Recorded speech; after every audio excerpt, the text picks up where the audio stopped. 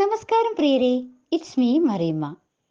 ഇന്നത്തെ ഡെയിലി ഇൻസൈറ്റിലേക്ക് എല്ലാവർക്കും സ്വാഗതം. ഇന്നത്തെ ഡെയിലി ഇൻസൈറ്റിൽ ഹൗ ടു ഡീൽ ക്രിറ്റിസിസം എന്ന വിഷയത്തെക്കുറിച്ചാണ് ഞാൻ നിങ്ങൾക്ക് മുമ്പിൽ സംസാരിക്കുന്നത്. നമുക്കറിയാം, നമ്മളെല്ലാവരും വിമർശനങ്ങൾ ഏറ്റുവാങ്ങിയിട്ടുണ്ടാവും, അല്ലേ? വിമർശനം ഏറ്റുവാങ്ങാത്ത ഒരാളും നമ്മളുടെ ഈ കൂട്ടത്തിലൊന്നും ഉണ്ടാവില്ല. കാരണം എന്താ? എല്ലാവരും വിമർശനങ്ങൾ ഏറ്റുവാങ്ങിയിട്ടുണ്ടാവും. വിമർശനങ്ങൾ പലതരത്തിലുണ്ട്. ഒന്ന്, നമ്മൾ ചെറിയ കുട്ടിയാകുമ്പോൾ നമുക്ക് വിമർശനങ്ങൾ ഏറ്റുവാങ്ങേണ്ടി വന്നിട്ടുണ്ട്. പക്ഷെ ആ സമയത്തൊക്കെ നമുക്ക് ചിന്തിക്കാനുള്ള കഴിവുണ്ടാവുമോ?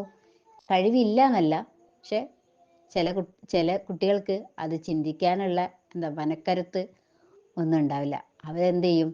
അവർ പെട്ടെന്ന് ഡെസ്പാവും, അല്ലേ?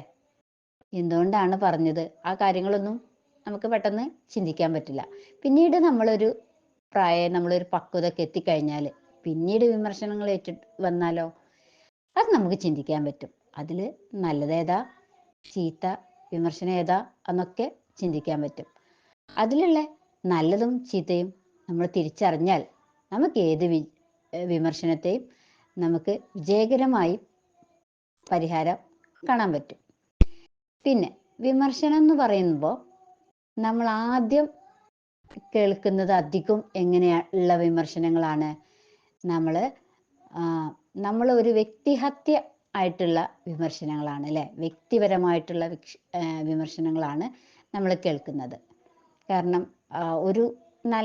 എന്തെങ്കിലും ഒരു നല്ല കാര്യം ചെയ്താൽ ഓളിപ്പോൾ എത്ര വലിയൊരാള്, അല്ലേ? അങ്ങനെ പറയുന്ന ഒരു വിമർശനം ഉണ്ടാവും. പക്ഷെ ചിലപ്പം അത് വിമർശനമാവാം, ചിലപ്പോൾ അത് അസൂയ കൊണ്ടൊക്കെ പറയുന്നതാവാം.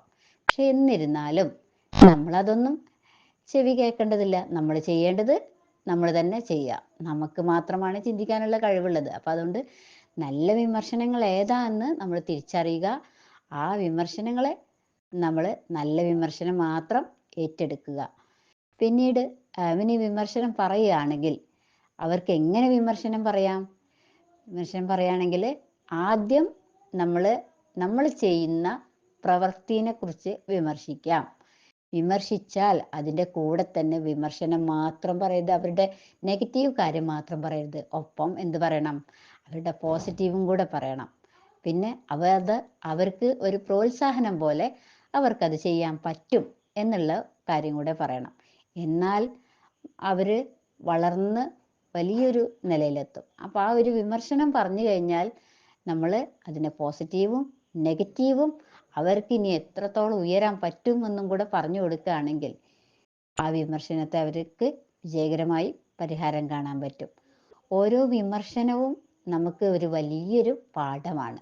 ഓരോ വിമർശനവും നമുക്കൊരു അനുഭവമാണ്. ഓരോ വിമർശനത്തിലൂടെയും നമുക്ക് നമ്മളെ നന്നാക്കാൻ കഴിയും. നമുക്ക്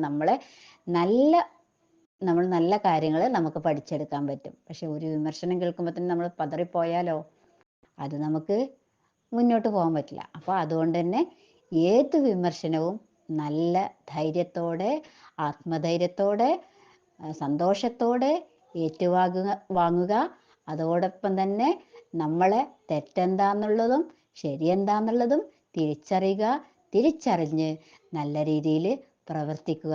ഇങ്ങനെ പ്രവർത്തിച്ചാൽ നമുക്ക് ഏതൊരു വിമർശനത്തെയും നമുക്ക് പുഷ്പം പോലെ കയ്യിലെടുത്ത് അത് നല്ല രീതിക്ക് നമുക്ക് മനസ്സിലാക്കേണ്ടത് മനസ്സിലാക്കി നല്ല രീതിക്ക് മനസ്സിലാക്കി കഴിഞ്ഞാൽ നമ്മൾ അതിൽ നിന്ന് നല്ലൊരു വിമർശനം കേട്ട് അത് ചിന്തിക്കാനുള്ള നല്ലൊരു കഴിവ് ആർക്കുണ്ട്? നമുക്കുണ്ട്. അപ്പം എല്ലാവർക്കും നല്ല വിമർശനങ്ങൾ കിട്ടാനും നല്ല വിമർശനങ്ങളിൽ നിന്ന് ഒരു നല്ല നല്ല പാഠങ്ങൾ ഉൾക്കൊള്ളാനും നല്ലത് മാത്രം ചിന്തിക്കാനും നല്ലത് മാത്രം പ്രവർത്തിക്കാനും സാധിക്കട്ടെ എന്ന് പറഞ്ഞുകൊണ്ട് ഈ വിഷയം ഇവിടെ നിർത്തുകയാണ്. Thank you so much.